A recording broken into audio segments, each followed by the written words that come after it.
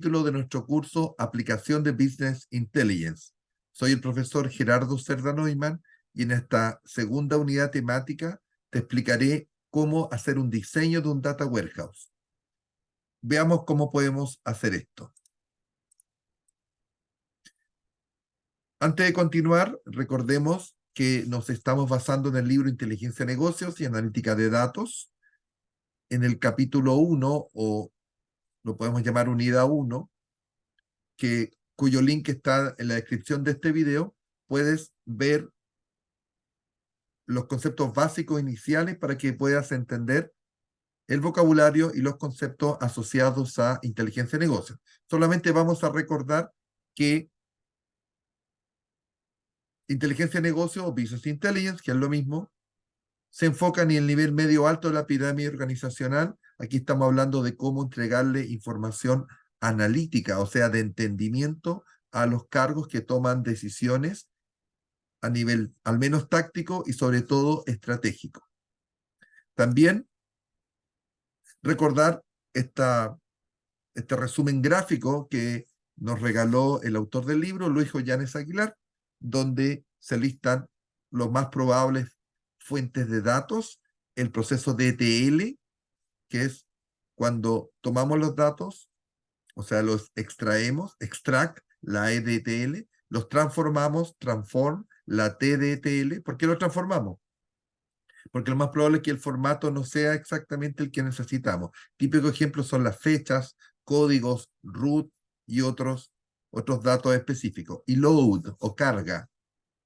¿Qué es la carga? Tomar los datos que vienen del mundo operacional, las fuentes de datos son operacionales. ¿Qué es operacional? El día a día. Y los cargamos en normalmente staging area o área de paso donde los limpiamos, etcétera. Vamos a ver en el ejemplo de qué se trata esto y luego los podemos cargar en el Data Warehouse. Entonces, vamos al tema 2, diseño de un Data Warehouse. Veamos o recordemos que un Data Warehouse es un almacén de datos, es la traducción literal, y tiene al menos 4 características. Primero, está orientado a un tema. Lo más común es hablar de ventas, productos o clientes. ¿Por qué? Porque recordemos que en este caso, quien lo usa es una persona a nivel táctico y estratégico. Por tanto, esa persona no piensa en el detalle, piensa en grandes temas, como los clientes, las ventas, las devoluciones, los envíos, los embarques, lo que corresponda según sean las reglas de negocio. Segundo, integrado porque incluye datos de distintas fuentes de origen y por lo tanto estos se integran, se juntan. Tercero, variable en el tiempo porque nos permite tener información histórica de lo que ha ido ocurriendo y no volátil porque la información es persistente y solo de lectura. ¿Qué quiere decir esto? Que una vez que los cargamos, nunca se borran datos en un data warehouse o en un data mart. Acordémonos que un data mart es simplemente un data warehouse enfocado a un área específica. Por tanto, cada vez que se actualiza un data mart o un data warehouse, este siempre aumenta de tamaño. ¿Cuáles podrían ser entonces estos pasos? Bueno, yo propongo estos. No pretendo decir que son los únicos, pero es la forma que a mí me ha funcionado mejor en los talleres que he dictado, en las aplicaciones que he apoyado y que he realizado. Me ha salido muy práctico lo siguiente. Primero, conocer la organización donde se implementará el Data Warehouse o Data Mart. ¿Sí? Primero. Eso para ver, por ejemplo, la estructura organizacional, para saber quiénes son las personas que usarían estos datos. Y algo importante, nosotros como informáticos nos debemos a la organización, pero también nos podemos dar cuenta de que alguien podría necesitar algún tipo de asesoría o actualización. Pensemos que una persona podría haberse titulado o haber empezado su vida profesional hace mucho tiempo, hasta llegar a un nivel, por ejemplo, estratégico, a nivel de una gerencia. No necesariamente cuando estudió tuvo curso de inteligencia de negocios, puede ser que no tuvo ninguno. Entonces, no solamente conocer la estructura organizacional y las áreas, etcétera, sino también a las personas que deberán sacar provecho de esto.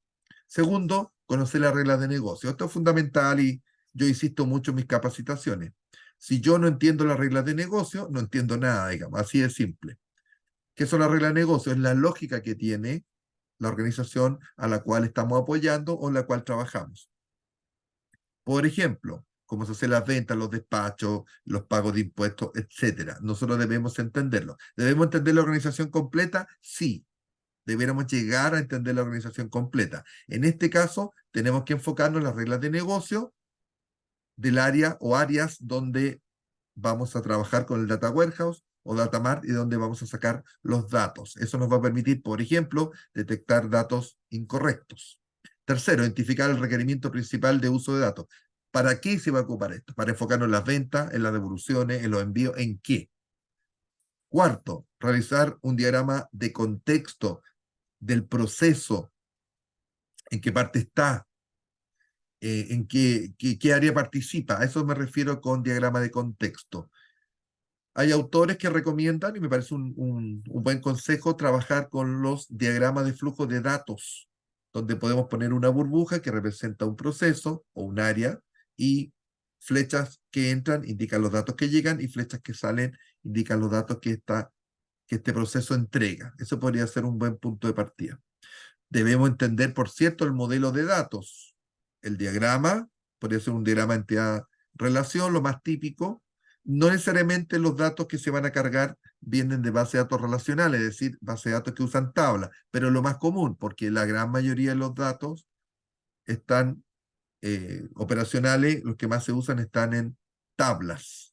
Así que el diagrama o modelo entidad-relación y el diccionario de datos para entender cada detalle, cada campo. Eso se complementa con saber y conocer y, por cierto, entender de buena manera las reglas de negocio. Luego viene entender y especificar los procesos de negocio involucrados. Yo debo entender muy bien el proceso de negocio. Estamos hablando de venta, de qué se trata, cómo funciona, qué entradas tiene, qué salidas entrega, qué ocurre dentro. Debo entenderlo. Si no, la complejidad de los datos me va a sobrepasar. Después viene a definir las preguntas de gestión que se necesitan contestar. ¿Con quién las definimos? ¿Con quién? Con las personas que van a ocupar el Data Warehouse o Data Mart. Después de todos los pasos anteriores, debiéramos tener un manejo y un entendimiento tal que nos permite conversar con estas personas. Estas personas saben lo que necesitan y nosotros debemos ayudarlos a que ellos mismos descubran cuáles son sus preguntas de gestión. Una pregunta de gestión se responde con un Data Warehouse, puede ser una pregunta por un Data Warehouse o puede ser más de una pregunta de gestión por un Data Warehouse. Un Data Mart, como es más específico, podría ser un Data Mart por cada pregunta de gestión. Una pregunta de gestión se responde con datos integrados, con una mirada estratégica, no operacional. Por lo tanto, una pregunta como ¿cuándo pagó la última cuota al cliente Juan Carlos González Pérez? No es una pregunta de gestión porque es una pregunta operacional específica. Aquí la pregunta de gestión podría ser, ¿qué tipo de clientes son los que más compran tales productos? ¿Cuáles son los clientes más rentables? No me interesa cómo se llaman, me interesa cómo se describen.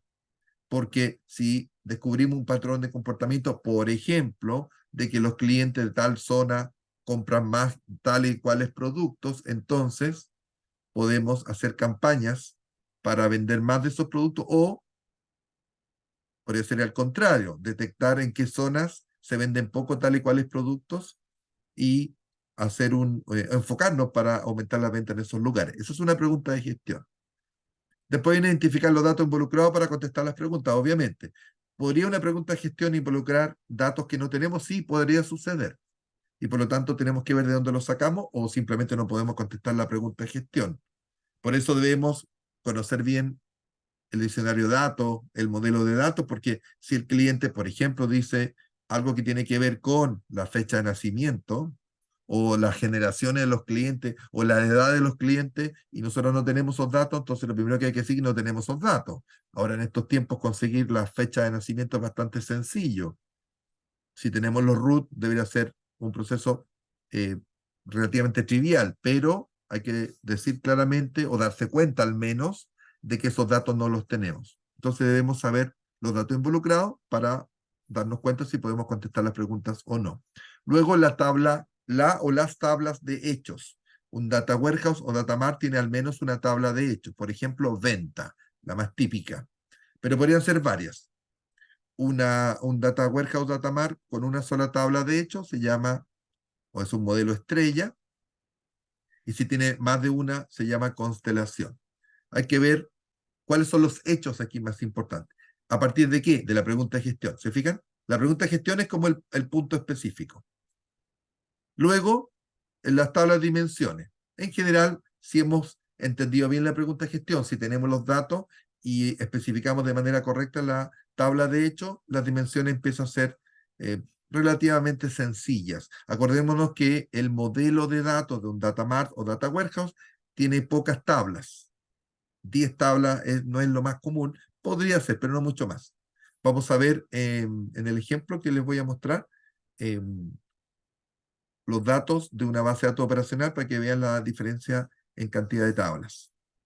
Luego asociar las tablas entre sí a través del foreign key, porque el data mart o data warehouse lo implementaron en una base de datos relacional, y luego crear el data warehouse como tal y cargarle los datos. Bueno, todo esto que estamos conversando, ¿cómo podríamos entenderlo? Les voy a mostrar dos ejemplos muy específicos. El de la izquierda es una, bueno, lo voy a mostrar como planilla para que sea más fácil de entender. Es una planilla de cálculo que tiene los datos reales de una empresa que fabricaba zapatos. ¿Sí? La empresa ya no existe, pero los datos siguen siendo interesantísimos. Y la flechita indica, bueno, de esto, que es una desagregación de muchos datos, que cada hoja de la planilla representa una tabla, deberíamos pasar a lo que está al lado derecho, que es algo mucho más compacto. Entonces, permítanme mostrarle esto que le puse de venta, base de datos venta, y fíjense que tiene muchas hojas, PB, banco. Yo mantuve los nombres de los campos, no tengo la menor idea por qué se llamaban PB, debe haber alguna razón. Como yo no trabajé en esta empresa, no estoy diciendo que eso no esté bien. Es bastante típico que las tablas tienen como unas dos o tres letras que indican a qué sistema pertenece o algo por el estilo. Fíjense que aquí tenemos algo muy operacional, es simplemente la lista de los bancos, código 37, Banco Santander Santiago, sí, el Banco Santander que todos conocemos, alguna vez se fusionó o absorbió, mejor dicho, al Banco Santiago, que era un banco que existía por sí mismo. El Banco de Chile, Banco Higgins, ya no existe el Banco Higgins, y ustedes dirán, bueno, entonces, ¿por qué está ahí todavía?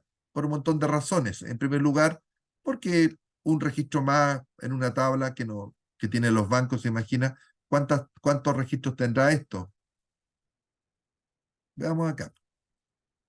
Son 42 registros. Entonces, borrar un registro no tiene ningún sentido. El ahorro de espacio no vale la pena. Y además, puede ocurrir perfectamente que tengamos algún documento antiguo eh, que está asociado al Banco Higgins, que ya no existe, o al Banco Sorno, que ya no existe. El Banco Sorno también fue absorbido por el Banco Santander, etcétera. ¿Sí? El Banco do Brasil, no sé si está en Chile todavía, Chemical Bank, no lo ubico mucho, puede ser que exista. ¿Sí? Banco del Desarrollo creo que ya no existe, y así sucesivamente.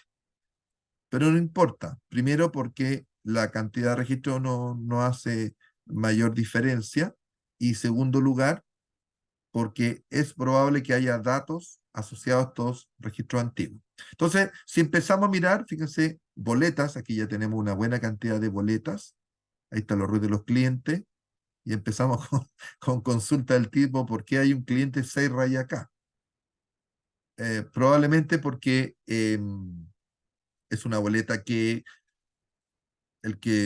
digamos, la venta fue hecha en el local y la persona en realidad no recibe la boleta, y empezamos a inventar ese tipo de cosas extrañas. Fíjense que esto ocurre en distintas tiendas, así que en la tienda 2, otra vez en la 2, en la 5, en la 10, hay muchas ventas asociadas a un root de cliente que no puede existir, que es el 6 raya acá.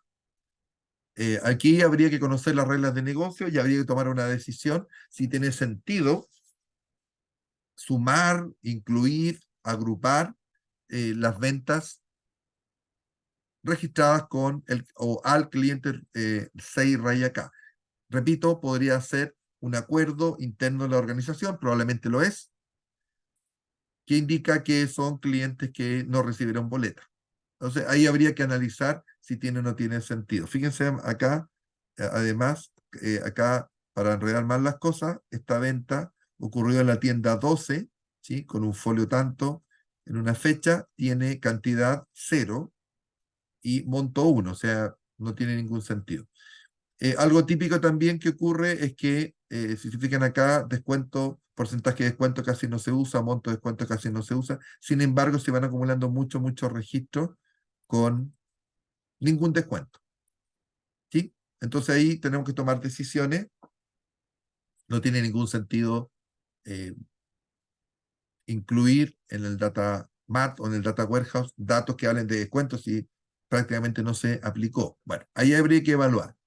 Podría ser que haya muy pocos descuentos, pero que esos descuentos sean muy importantes. En ese caso, se podrían incluir. Fíjense acá, factura, no tiene datos. ¿Qué pasó?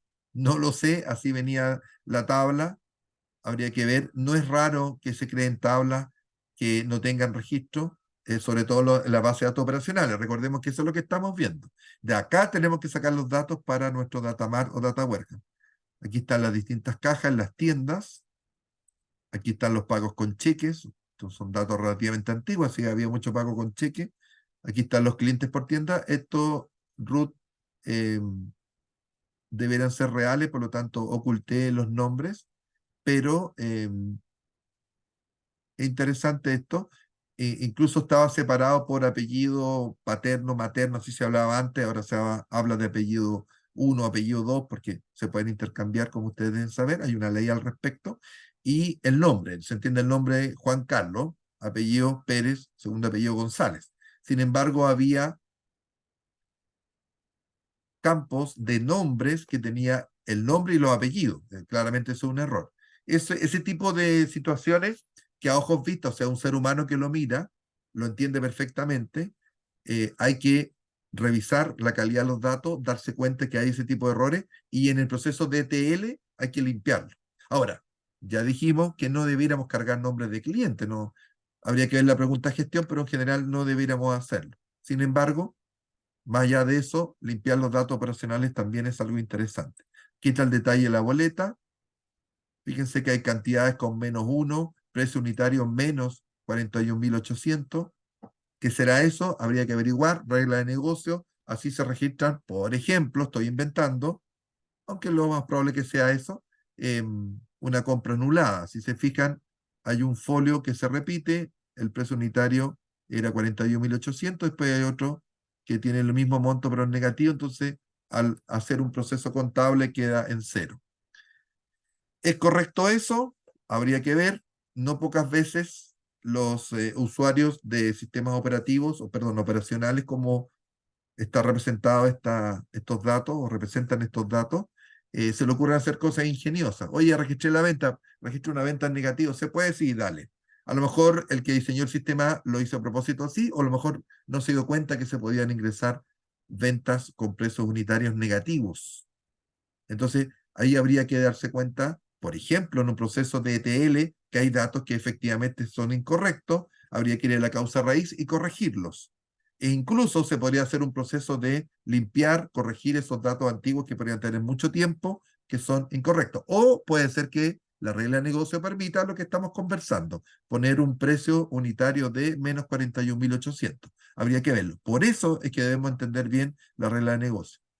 La tabla de factura no tiene nada. Aquí está los pagos en efectivo. Formas de pago, fíjense. 1, efectivo. 2, cheque. 8, convenio. ¿Qué será eso? A veces las empresas hacen convenios con instituciones, entonces las personas vienen con un vale o yo vengo, la empresa en que yo trabajo me entregó este bono, este aguinaldo, que es un documento que es válido en una empresa, en este caso de zapatos, y me compro un par de zapatos con eso. Y después eh, la empresa en este caso vende los zapatos, y le dice, empresa que autorizó que viniera un cliente con el cual tenemos convenio, por favor págueme este dinero porque él se compró tal y cual el zapato. ¿Sí? Ahora hay cosas más específicas, como vale Cardinale. Cardinale es una marca de zapatos, débito. Fíjense, vale a favor. Miren qué interesante. Visa, Mastercard. Cheque a fecha, algo que era relativamente común, ya casi no se usa. Hace mucho que no veo eso. Tarjeta Diner, no sé ni siquiera si existe en Chile, etcétera. Fíjense acá, había algún convenio con ITES. Presto era una tarjeta de crédito del supermercado Líder. Entiendo que antes que fuera adquirido por Walmart. Incobrable, miren, interesante. Eso pasa. Pese a esa como caricatura que las empresas andan buscando a los deudores para meterlos a la cárcel, en general, cuando alguien acumula una deuda, la empresa les cuesta mucho cobrar y eso lo pasan a incobrable e incluso a veces venden esa cartera de incobrable a empresas especializadas que negocian con los clientes para que estos paguen algo. No, no es tan simple como se muestra, bueno, sobre todo en películas cómicas, que llega un camión, abren la puerta y se llevan todas las cosas. No es tan simple. Ocurre, pero no es tan simple. Y además un tema de imagen, es un tema complejo. ¿Por qué hago estos comentarios? Porque esas son reglas de negocio. Ahí tenemos reglas de negocio. Podría ser que la pregunta de gestión del gerente sea, em, ¿cuáles son los meses en que se acumulan más incobrables? Incobrables ya dijimos, personas que se comprometieron a pagar y no lo hicieron. O podría ser, ¿cuál es el perfil? ¿Qué edad tienen? No sé, preguntas de ese estilo. Habría que analizarla, ver si pueden ser preguntas de gestión y el Data Warehouse podría, o Datamart podría hablar de eso. Y por lo tanto, el, la tabla de hecho podría ser incobrable. Miren qué interesante. Bueno, pasamos de ese ejemplo real, real, absolutamente real, en una fábrica de zapatos, a este. Esta planilla representa un data warehouse. Fíjense, tiene, bueno, podría estar en cualquier orden, da lo mismo, pero puse primero la hoja donde está la venta. La venta es el tema, la venta es la fact table, la tabla de hechos, venta. Y tiene la fecha en que ocurrió la venta, la sucursal donde ocurrió, el root del comprador podría tener algún sentido, podría ser una empresa, habría que verlo, el producto, la cantidad vendida y el monto percibido. ¿Sí? ¿Por qué es tan bajo? Pues puede estar en dólares. Da lo mismo. ¿Sí? Estos sí son datos ficticios. Aquí están las fechas. Fíjense que está la fecha, pero también el trimestre. ¿Sí? Porque a veces se necesita eso. El producto, estos son productos como de ferretería o algo así. La sucursal donde ocurrieron las ventas, ¿sí? Todo esto es ficticio. Y el cliente. En este caso, se decidió que el Data Mart o Data Warehouse debiera incluir el root del cliente. Es solo un ejemplo. Podría ser. Si es una ferretería, a lo mejor los clientes personas no tienen mucho sentido, pero sí podría tener sentido en una pregunta de gestión los clientes, empresa constructora, por ejemplo. Entonces yo podría tener un Data Mart o Data Warehouse que hable de ventas o grandes ventas o algo así. Entonces ahí podrían cargar solamente las ventas que sean mayor a tal o cual monto. ¿Se fijan? Eso es lo que les quería compartir en este segundo capítulo o unidad de nuestro curso de aplicación de inteligencia de negocio. La diferencia que hay entre datos reales, operacionales, y un data mart o un data warehouse que es mucho más específico. Puede tener 5 millones de registros, eso no es problema, pero la cantidad de tablas que tiene esta base de datos llamado o con estructura data warehouse o data mart es mucho, mucho menor. Eso es lo que les quería compartir en esta segunda unidad o capítulo. Gracias por quedarse hasta el final. A nombre de la comunidad gestionentei.com, le agradezco y Les recuerdo que se suscriban al canal si no están suscritos, que le den like, que lo compartan y que comenten para que nuestros videos lleguen a distintas personas y seguimos avanzando. Este es solamente el segundo capítulo, van a venir más y los siguientes van a explicar cómo se hace esto que estamos conversando paso a paso, trabajando con Power BI. Así que nos vemos en el siguiente video y antes de despedirme, recordarle suscribirse también, importante, a la comunidad. Ahí está www.gestionenti.com. Por suscribirse reciben una cantidad de puntos, con esos puntos pueden descontar el precio de productos que están a la venta. En algunos casos lo dejan en cero y de esa manera van a tener acceso a material de alta calidad. Para terminar, solo recordarles que los expertos de gestión en TI ponemos a tu disposición los conocimientos que requieres